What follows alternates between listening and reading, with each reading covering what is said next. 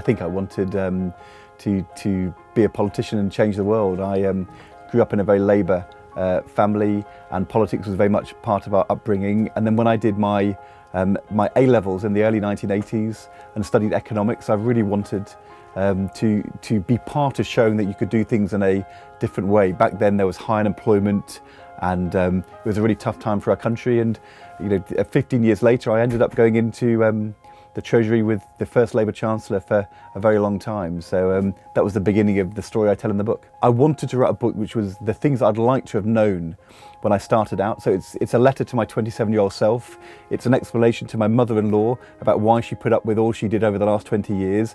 It tries to say that politicians are human beings, and they have strengths and weaknesses and make mistakes, but learn from them the same as everybody else. Now, one of the things I say in the book is there's a danger that the Labour Party at the moment may be comfortable with opposition, but all of the time I was in government and opposition before, changing the world was an important thing for me, and you can't do that if you're out of power. I miss the purpose of politics and being in government, but I had that time, and this book is really a farewell to those times.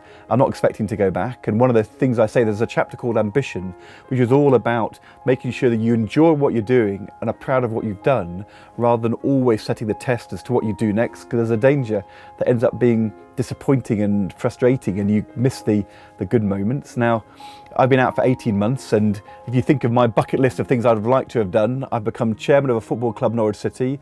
I'm doing some teaching at Harvard and at King's in London. I've been on the Bake Off. I'm now doing Strictly Come Dancing. I'm having a good time and getting fit. I'm going to enjoy life and see what happens next.